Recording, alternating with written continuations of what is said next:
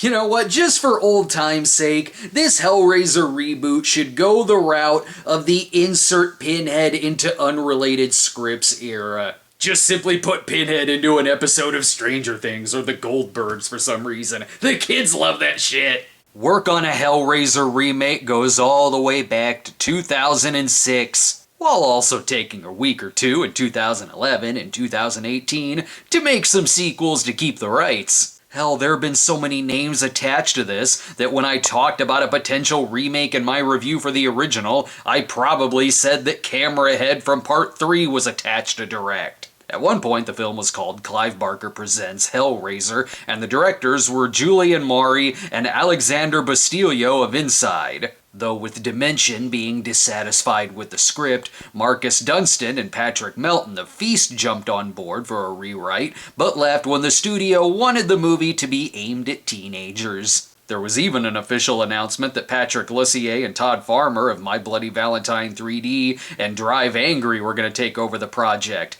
That again didn't happen, and at one point Barker announced he himself would direct and write the film. Still not too late to just insert Pinhead into an unmade Friday the 13th script. At this point, I'm sure the movie was eventually offered to the ghost of James Whale. Eventually, they got the ball rolling again after the success of the 2018 Halloween and put it in good hands, with it being directed by David Bruckner, who directed a great film from 2007 called The Signal, and also 2020's The Night House, which was damn good. The film's writers, Ben Collins and Luke Leotrowski, also worked on The Night House, and it's a franchise movie, so of course David Goyer's name is attached. The movie opens up in Serbia. Wait, I've been wrong this whole time. They just inserted Pinhead into a Serbian film. We have such sights that you really don't want to see. The more sinister this exchange is, the more it will be overcast and rainy. They have acquired the box for sleazy millionaire Roland Voigt for his house party. Already I can tell this is going to be the best slasher film of 2010. Poor Joey isn't having as good a time as the rest.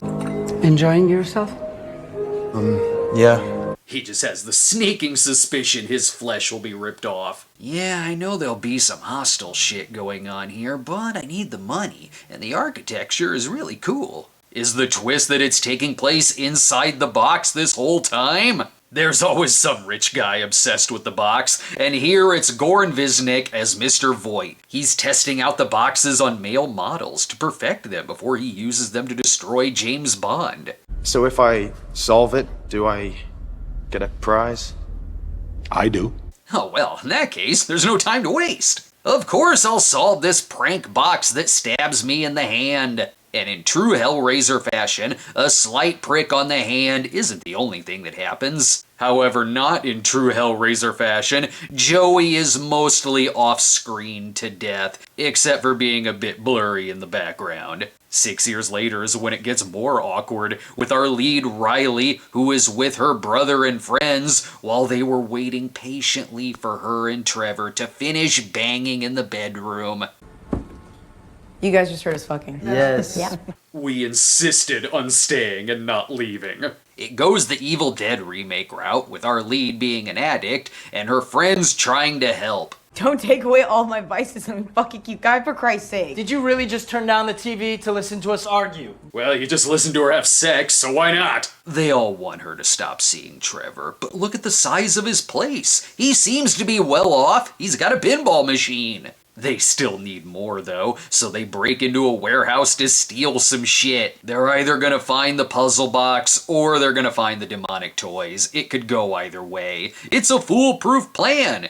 What do you mean? What? Do you know the combination? Relax, I've seen Ocean's 11. We can break into the safe by just beating it a few times. It's very, very easy to solve, much like the box. He's gonna be the first one to attempt solving the puzzle by just beating it with a crowbar. But really, it's the angry words that pierce deeper than the chains. Pack your shit. Get the fuck out of my house. You're moving into the billiards room! I appreciate the movie doing its own plot, not going the straight-up remake or remakeable route. Given how the other sequels past 4 didn't really tie into one another, this movie could also work as being another sequel. And it's easy for the box to seduce people in this one. You could convince a person it's a new type of fidget cube, though the piercing of the finger and the blade popping up is gonna do nothing for your anxiety. Nor are the Cenobites who show up. We get our first glimpse of Pinhead here, not credited as lead Cenobite, but instead the priest who demands sacrifices, or at least to hand someone pamphlets for their church. When we come back, her brother will get a severe infection from washing his wound in the dirty bathroom. America's newest ball game. Screwball's a puzzle that's easy to take apart, but hard to put together. I don't think it can be done. That's a little guy in the end doodle. He's not saying anything. This pepper in the Super Bowl. It's all fouled up, Chrissy. I don't know how to work a screwball. Hey, look at him. He's done it. Screwball, America's newest ball game. Can I have your autograph? Me too. Give me one for my mother. We're back. Was he able to properly dress the cut on his hand? Yes, but he saw a really big spider in the bathroom. It'll be very hard to explain this to the police. She doesn't know what happened. He was also off-screened. I do like some of what they're doing here, where it's hard for them to believe anything she says about her brother or the box because they assume she's high. Odessa A'zion is very good in the movie. Her character is taking the news well. It means she and Trevor can have sex again, this time without her brother listening. Sure, there was a Cenobite there, but it's still less weird than her brother. There is good stuff about her being genuinely confused as to why she's seeing shit, considering she's not on drugs in this scene. But I'm on Trevor's side. Here, you try. Fuck, no. Finally, someone who doesn't want to touch that sinister box. It does sort of feel like it's one of the direct-to-video sequels, where it's almost a procedural about investigating the puzzle, like here when they question the lawyer who's dying in the hospital. And as these scenes usually go, the person is vague and saying, "Who the hell opened this, you stupid shits?" The themes of addiction are good, like everyone needing this box and then hurting themselves. And it's a fairly well-shot movie with some cool visuals. That is not gonna be good for her health. They bring on the appearance of Pinhead slowly, instead of forcing the character into it a lot and quickly. It even throws in some music cues from the first 2 movies, which is kinda cool. There's still too much off-screen carnage. I just saw Terrifier 2 last week, where audiences are vomiting in the seats. This Hellraiser needs to step it up on the gore. I still like Trevor, who after finding out that Voight has been missing for 6 years, says this. Yeah, fuck. We need to get rid of that thing, Riley, alright? Thank you. Throw that thing in the trash. He is out of here like, nope. Some movies you just know there will be an aerial view shot where the lead is driving somewhere to investigate shit. In this case, let's check out Graceland. She's obviously way too early for the next mansion party. They haven't even finished cleaning up all the blood from Joey's corpse. And stop touching shit that's not yours! It really is the perfect place to find out more about the Cenobites. This room is where all the concept art is, and the script notes as well. This proves worth it as she sort of finds her brother. Is it really you?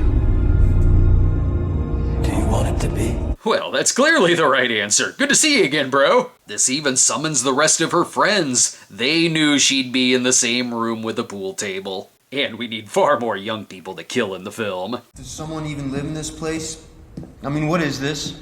Right? What are we even doing here? You're here to die. Did you not hear what I said? But going into an abandoned mansion to save your addict friend doesn't mean you can't serve up a couple of drinks at the dusty bar. You're gonna need a few before more exposition. So according to Voight, the puzzle box, it has 6 sides. Whoever possesses the final configuration is granted a passage to another realm, to an audience with God. What? What does God need with a puzzle box? I'm sorry, your words aren't making any sense. Life, knowledge, love, sensation, power. You see where I'm going? No. Sounds like someone has about 10 Hellraiser movies they need to catch up on. Here, we'll throw in a death scene to bring you up to speed. Luckily, we've got Trevor here to help. See? He put on some music. I'm not exactly sure what's going on here, but the piano is very lovely. People have just been opening the box for years, when it's way simpler to just stab someone with its spike the whole time. We've been shoving chains in it for decades, and it's harder than you think. Still, they got the right idea. Bolt, bolt, bolt! She knows they need to focus on the road, so it's very nice of her to drift elsewhere as not to distract them. Now we can finally see the character we came here for. The Chatterer, of course. I know that clicking jaw sound anywhere. Oh, and also Pinhead. What? Pinhead? You're hot. What is it you pray for?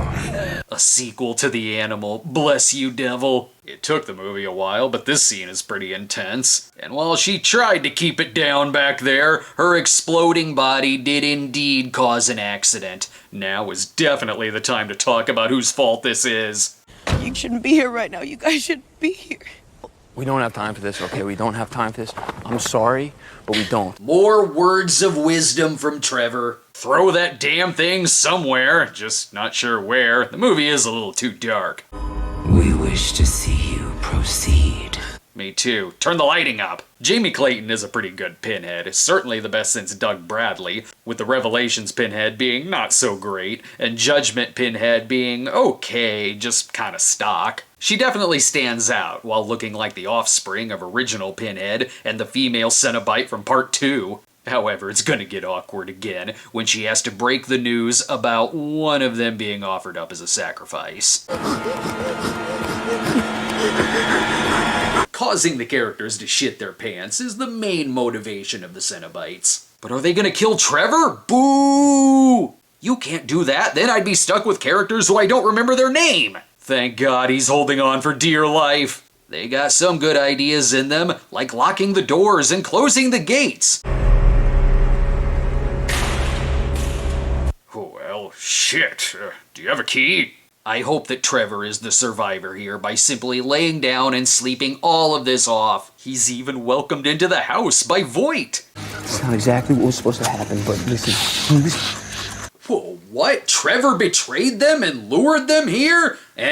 He's still my favorite character. Though I don't know if this movie needs 37 minutes left, considering now I'm sure Trevor will be the one she offers up as a sacrifice. Also, Voight's part clock now. As for their plan, they're going with the idea of trapping a Cenobite. Please let it be from putting the box under a large cardboard box, then when a Cenobite grabs it, they pull the stick out from under it. Or lure one inside, like they've come in for the smell of a delicious bowl of chicken soup. And when we come back, this Cenobite will continue to be annoyed and pissed off. Buzz 3D, going up. Buzz 3D, the fully dimensional puzzle that's challenging every inch of the way. It's going up, going up. Buzz 3D, going up. Now that we're back, I think it's stuck! Just kill the fucking thing! Evil Trevor is still giving good advice. Also, did that guy die? Maybe. I don't know. Whenever I think someone is dead, they're fine. See? He's fine. However, she's very disappointed in Trevor's betrayal. How could you do that? Why would you do that? Sorry. But he's sorry though. See? It's all good. Also, we do find out how Voight turned into part man, part cheese grater. I like when he tries to get away and is like, oh right, they're outside. Gonna go hide in the kitchen for a while. While it isn't as good as some of the director's other movies I saw, there are still parts that are impressive looking, and it's good to see a Hellraiser movie back with this kind of ambition, at least with its cinematography. It is one where you feel like it should be wrapping up any minute, and then you see, oh, it's got like 25 minutes left. 2 hours is a little long, considering it isn't the most original Hellraiser movie in the world. It basically does take Hellraiser and turns it into a slasher movie about some young people running through a mansion, though without the video game aspect of the Hell World Mansion movie. Even when this guy gets chained up, I'm still like, oh, he's gonna live. She's gonna offer Trevor as the sacrifice. See? Just put some Neosporin on those wounds. You're good. As for Voight, no, now how will he be a toy soldier at Santa's Mall Village?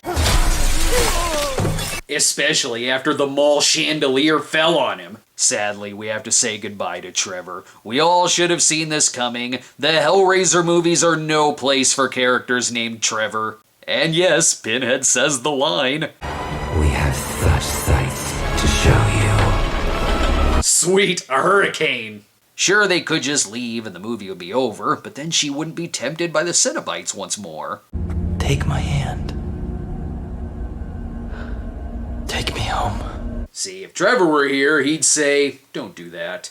They tell her that now she has to live with regret and inner suffering. Like, okay, well, at least my skin's not inside out, and there's not a chain the size of a bridge piercing through my chest. Though I wasn't expecting the ending where Voight becomes the amazing colossal man. I may not be able to show you everything here, just know his flesh is peeled off to reveal his inner sequel baiting. Well, that movie was perfectly okay. It does feel like it should be in the late 2000s, early 2010s era of remakes, but had it been, it would have been one of the better ones. It does lack severely on the gore, which is weird for a Hellraiser movie. And it's like they had a stack of potential Hellraiser scripts and went with one that isn't bad, but fine and safe, unfortunately. But it does have solid acting and some suspenseful scenes, which does make it one of the best Hellraiser movies in a while. It's not better than the first two, and it is a tighter and less messier of a movie than the third and fourth, but the third and fourth are maybe more entertaining, and they are more original. The movie's also a little too long, though this movie's also original in that it didn't end with Pinhead screaming, "No!" before exploding. The movie is available to watch on Hulu, and now that I got it over with, I can go back to what I'm really on Hulu for, the Frasier reruns!